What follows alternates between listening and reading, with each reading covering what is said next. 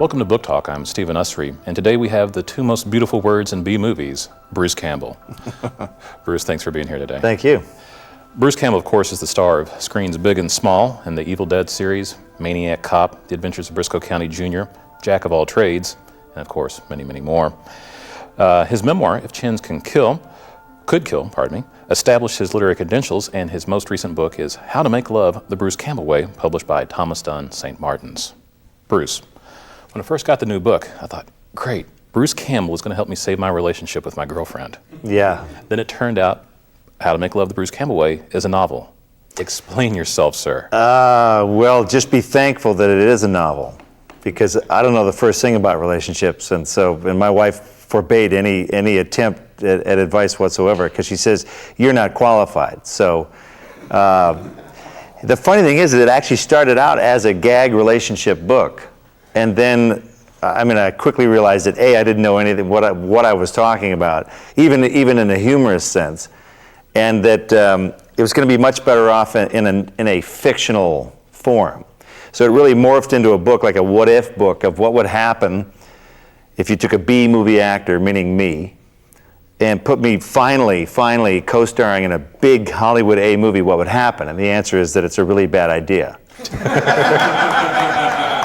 Of course, you're using a lot of real people in this book. Yeah, the book is littered with real people. Have you gotten any feedback? Feedback, no. Are you counting on people in Hollywood don't read? You know what? They don't read, so that's a very good point. We're completely safe in that respect. They're public figures, everyone that I talk about in the book.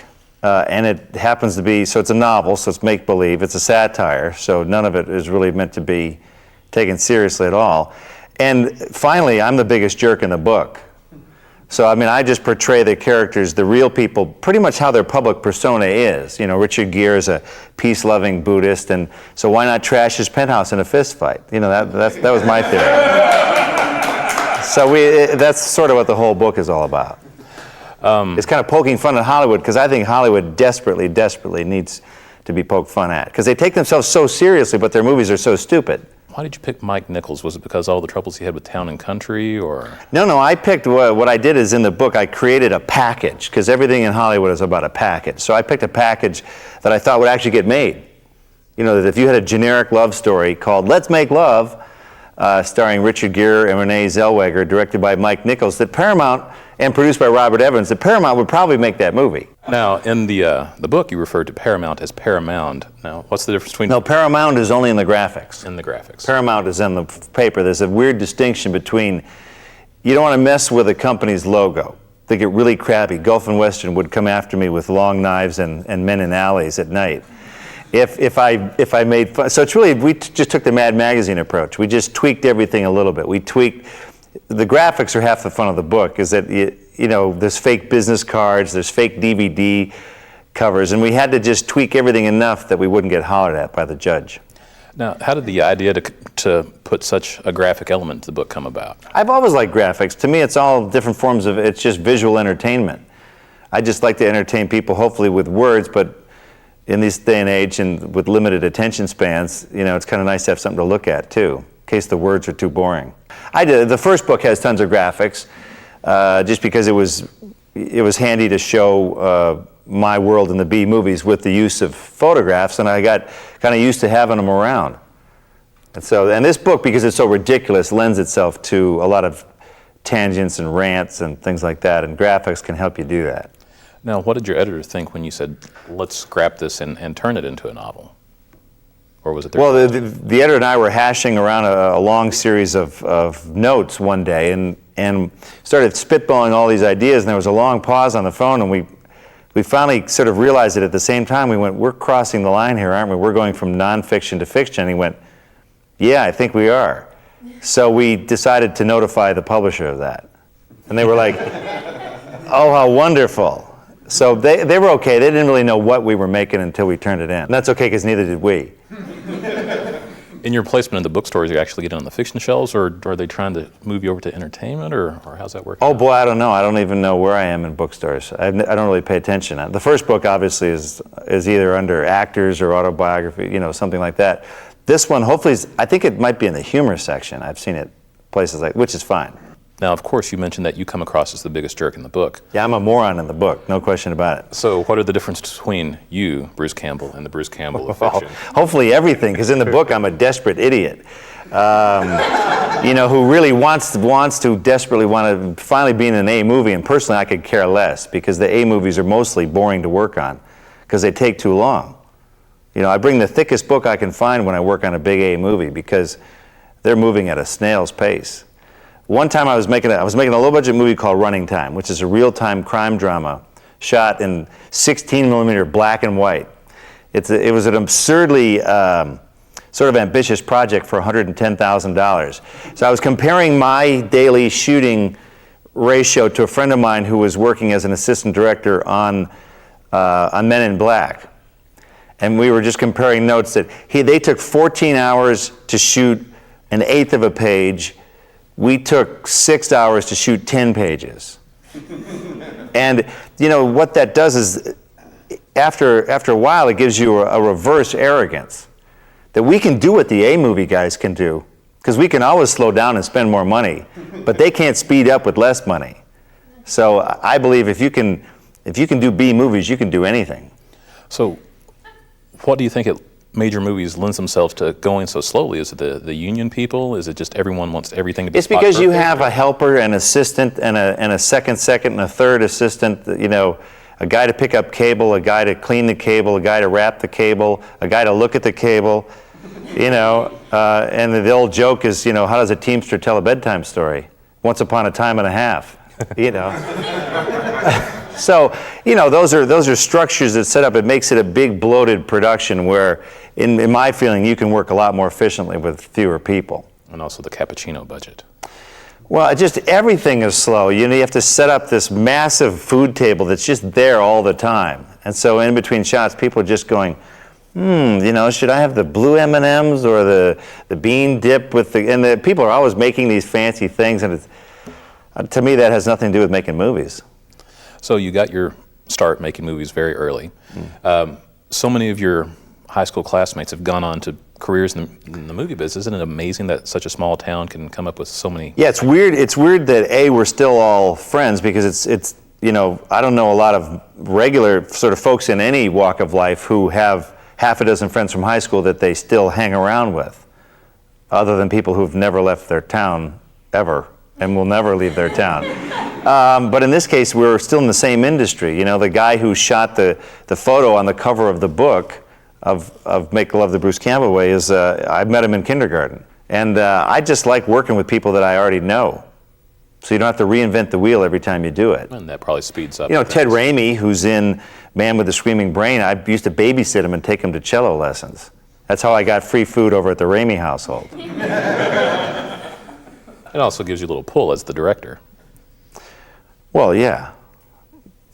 In the book, you play a character, and his character is Foyle, the doorman for Richard Gere's building.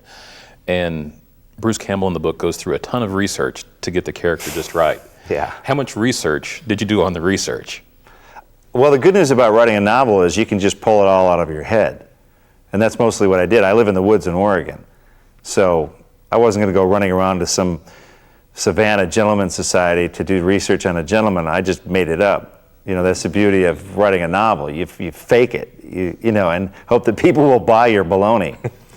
But there's always going to be some research. If you're doing as a whole scene where I have, dinner with Liz Taylor. So, yeah, you better find out what she's been in. It was because her whole subject was how many times she's been married and divorced. So you got to research all those people, and so that you can create a conversation based on some form of knowledge. So, yeah, there is definitely research, but I didn't travel the globe and treat it like my character does in the book, where he finally is so terrified of being in an A movie that he's got to do research finally. So with the Liz scene, did you actually read a biography, or did you do 5 minutes on IMDb? No, IMDb kind of sucks as far as information goes. I mean, they're only about 80% accurate. I've got movies listed on IMDb that I did in 8th grade. They were regular 8mm, so they got to work on that a little bit. Information, the internet is a good source. It's not always an accurate source, but if you cross-reference a bunch of sources, you get an idea of what's going on. So there's plenty of source books and movie books, and entertainment information is pretty easy to come by. And you've put out your memoirs, If Chins Could Kill. Was that a move to provide information you think people needed, or did you just want to make the diehard fans? No, I wrote that book because I was pissed, the first book. What were you pissed about? Well, I was pissed because no one gives a rat's ass about the other 99% of the business. The only media you hear and see and talk about is, the Ben Afflecks and those yahoos. But for every Ben Affleck, there are 100 actors who are working all the time and make a good living, and no one cares about them. So 99% of the media focuses on 1% of the business, which is the real creme de la creme A people, the Angelina Jolies and the Brad Pitts, who are mostly in tabloids now anyway. So I thought, well, it's a story that needs to be told. There's a lot of working stiffs out there who make a good living over a long period of time, working harder than a lot of these A-listers and scraping out more of a living. So I thought it was a story that hadn't been told. And whose biography would you want to read that hasn't been put out? That has been put out? Has not been put out. Boy, I don't know, because most actors that I would list probably have something written about them. William Holden's my favorite actor, because he's a man, Well, there's Christopher McDonald. Yeah, Christopher, yeah, exactly. who's obviously a nemesis in the book, because he and I sometimes go up for the same role, so I thought it was fun to make fun of him in the book, even though I don't. I accuse him of being more successful than me in the book, so I'm not really worried about what he thinks either. I thought one of your best roles as an actor was playing the King, Elvis Presley, in Bubba Hotep. Sure. And you actually made it an emotional role and didn't go for the cheap laughs all the time. How did you No, go about but that was the nature of the movie. The movie didn't go for cheap laughs, really. I mean, it could have easily devolved into some form of cheeseball parody. Because look, if you talk about a movie with Elvis Presley, who's 68 in an East Texas rest home with cancer on his penis, and they fight a mummy, with the help of JFK, you're already you're riding the line anyway. So the only way that we thought we had a chance was to do it dead straight, to treat the material like it was, and to treat the characters with respect. Ossie Davis playing JFK, that's a bit of a stretch. For those that don't know that Ossie Davis is an African American, but so he happens to be crazy in the movie. My character's not crazy. He is Elvis. But that was the only hope that we had, was to do it for real. Because I thought there was a nice underpinning of that movie. For all the hokey premise of the movie, the underlying nature is really a sweet story about what do you do with old people. I mean, it should be called Grumpy Old Ghostbusters. Well, it was the friendship between JFK and Elvis. Yeah, it was their really buddy. It's a buddy movie for old crotchety men. And what was it like working with Ossie Davis, who's just an incredible actor? Ossie Davis, he's just about everything you think he would be. He has a tremendous amount of poise. I mean, the first day of shooting, this guy's 83. It's Ossie, okay, time to lie face down on the carpet, in your bedroom. That's his first shot in the whole movie. And he's like, yeah, where do you want me to lie down? There was no airs about him. His first movie was 1945. So nothing fazed him. He had seen it all. This is the man who eulogized, Malcolm X, thank you. Yeah. So this is a guy he knew JFK. That's what kills me. He had met him at various functions. That's how, now for him to play him was kind of a hoot, I thought. But it was nice. He also helped legitimize the movie. Mm-hmm. Because it's one thing for Bruce Campbell to be in a mummy movie, it's like big deal. But then you go, what's Ossie Davis doing in this thing? I ask them that every day. Ossie, what are you doing here? The hardest thing about getting him was getting past his agents. Because we submitted the script to him with an offer, and his agent said, we're not going to show this to him. And we're like, why not? Because we don't want to. Well, you have to. No, we don't. So Don Coscarelli, the director, knew another director who had worked with Ossie Davis who knew his home number. So Don Coscarelli called him at home. He's like, hey, sorry to bug you during dinner, but I got a script that you should read. And once he got it, within a few days, he said yes. So did he ever answer you on why he was in this movie? He liked the material. It was a good role for Ossie Davis, It was. So I think actors, at the end of the day, they don't really care about budgets, most of them. They just care about a role. Give me a good role. I think his grandkids knew who I was. He had no idea who I was, but I think his grandkids were like, yeah, get that Evil Dead guy. He's fine. You're currently on your Summer of Love tour. Yeah. Promoting your book and your movie, your feature directorial debut, The Man with the Screaming Brain. Yes. Why did it take so long to get the project going? Well, once you see the movie, you'll know why. No, it's a weird story. You know, movies are hard to make. They're hard to get the money for. And I salute anyone who can actually pull, you know, $1 million some odd together to make a movie. That's a huge feat. So for us, I'm embarrassed to say it took 19 years. The original kernel of the idea was given to my friend, my partner David Goodman, in a rowboat in 1986. And it sort of morphed from there into various versions of the screenplay. We were kind of half financed, a third financed, a quarter financed. It would always fall apart. And I had given up on it long ago. And then we had it on Sci-Fi Channel's desk. It was on someone's shelf there for 2 months, sort of molting. And then an obscure TV movie called Terminal Invasion aired on the network. And they were kind of like, they didn't like it. So they just sort of dumped it. But because of some of the fine people out there, it scored much higher than their average TV movie. And I got a call the next day saying, you know, A, who are you? And B, what else you got? And I said, well, I got a project there called Man with a Screaming Brain. And so they pulled it off the shelf, you know, blew the dust off it and went, we love this. So they put up half the money and the German tax fund put up the rest. So, jawohl, baby. So are you big in Germany? No one is as big as David Hasselhoff. No, I don't know. The German law is they can still invest in tax shelters for entertainment. I love the sound of that. So that's how it got put together after all this time. And it got put together very quickly. What was it like? You've directed a couple of short documentaries. No, I'd actually done Hercules and Xena episodes for years, going back 10 years. But for a feature film? Yeah, it's the same thing, because it was a TV movie. Okay. So the pace was exactly the same. It was like shooting 2 Xena episodes back to back. I mean, that was the pace of it. Every day you're shooting 6, 7, 8 pages, which is plenty. Let's see the Men in Black people do that. Who's in your cast for the film? We got a real actor, Stacy Keach, who I'd worked with before. Ted Raimi, who, of course, I use him in everything I do to make me look subtle. So we got Ted, and then Tamara Gorski, who plays this scheming gypsy. Because the basic story is, I rewrote it for Bulgaria, by the way, because in the low-budget arena, you have to adjust. You have to make lemonade the entire time out of the lemons that you're given.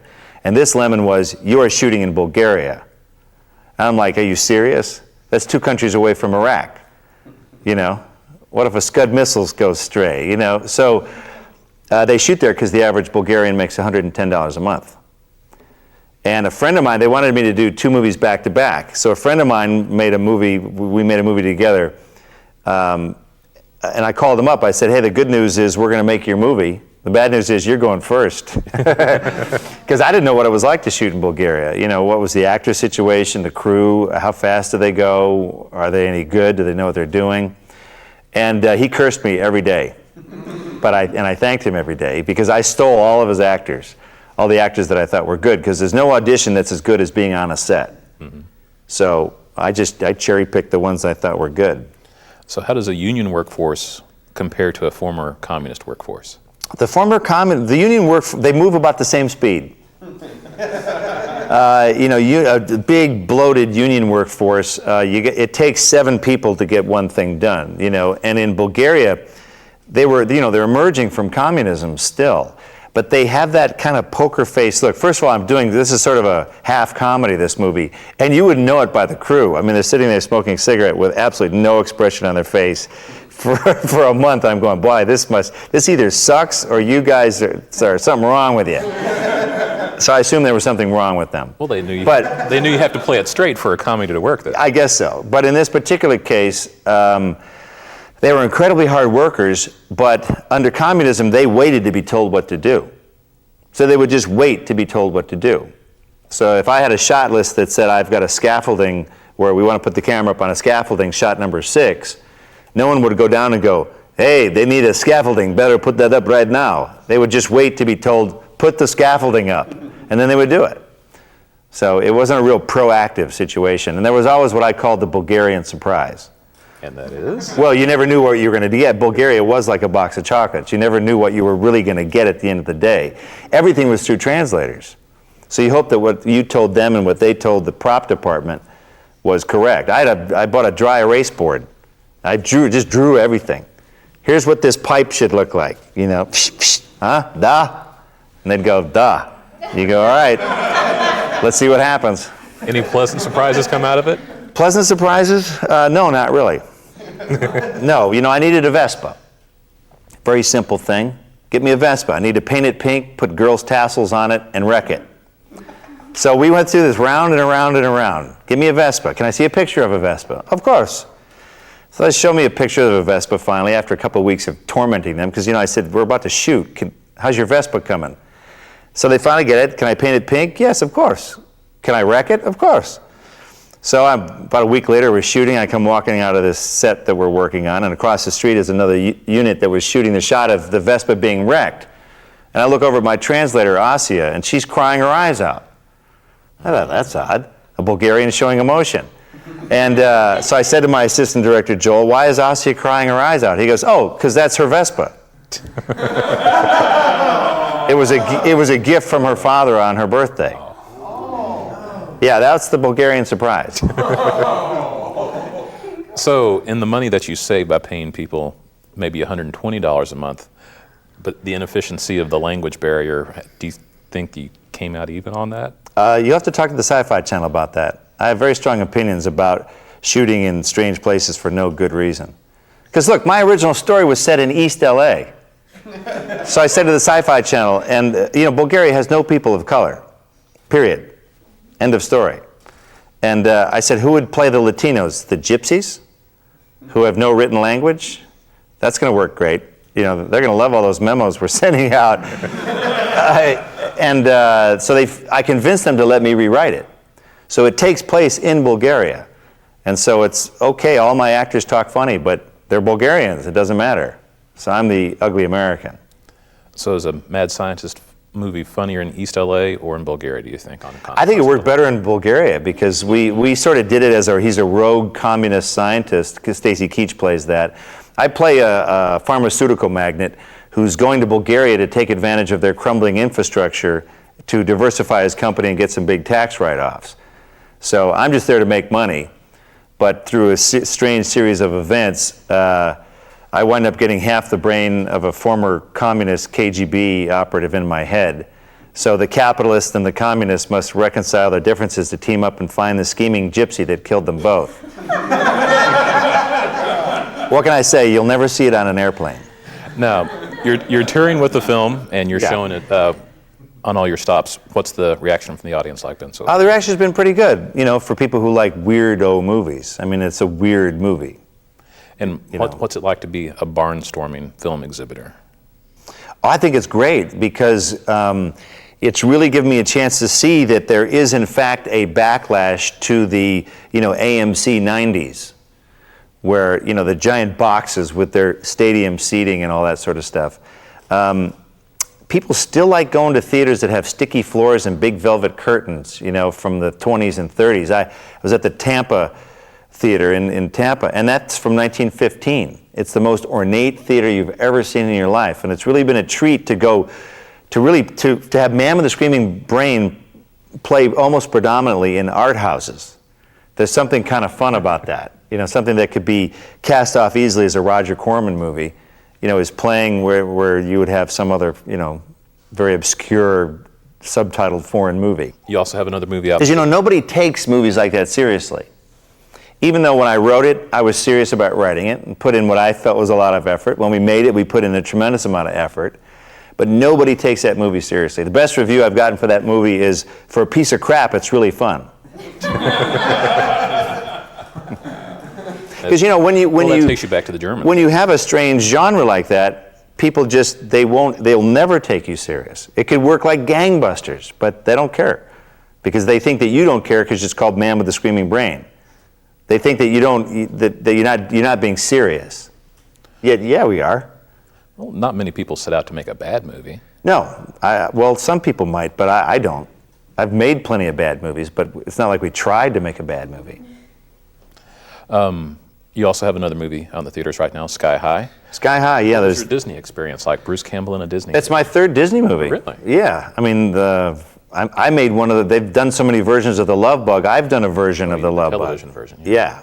And I did another TV movie called Gold Rush with Alyssa Milano. So, and I had a TV deal with Disney. So the funny thing is I'm more typecast outside the industry than I am within the industry.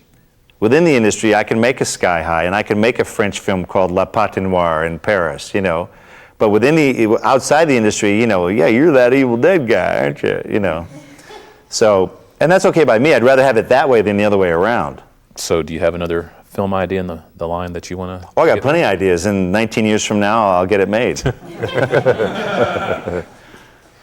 Well, and there's been rumors of an Evil Dead remake. Yeah, rumors, that's a good word for it.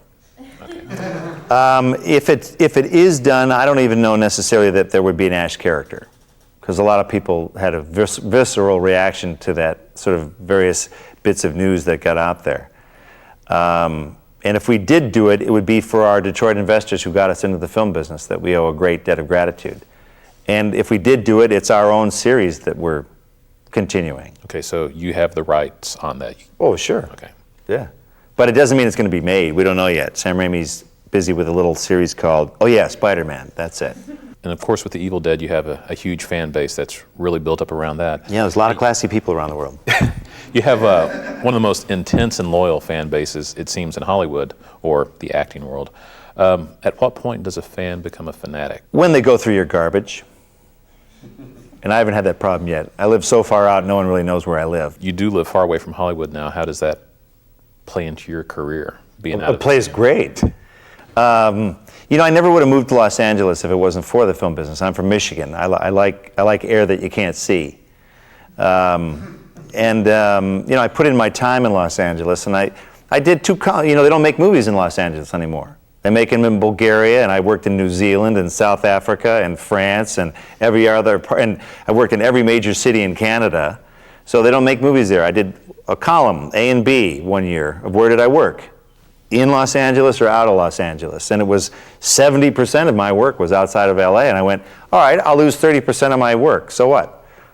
So I left, and I haven't lost any work, because it's a strange thing. When you're not available, they want you. So I said, I'm moving to Oregon. You want me, fly me down. Oh, okay. Before, it'd be like pulling teeth to get a car, you know, to get a car rental. So it's been a very good decision. Well, I think that's all the time we have for today, Bruce. All right. Thanks for being here. Bruce Campbell's new book is Making Love the Bruce Campbell Way, published by Thomas Dunn, St. Martin's Books. I'm Stephen Usery, and this is Book Talk.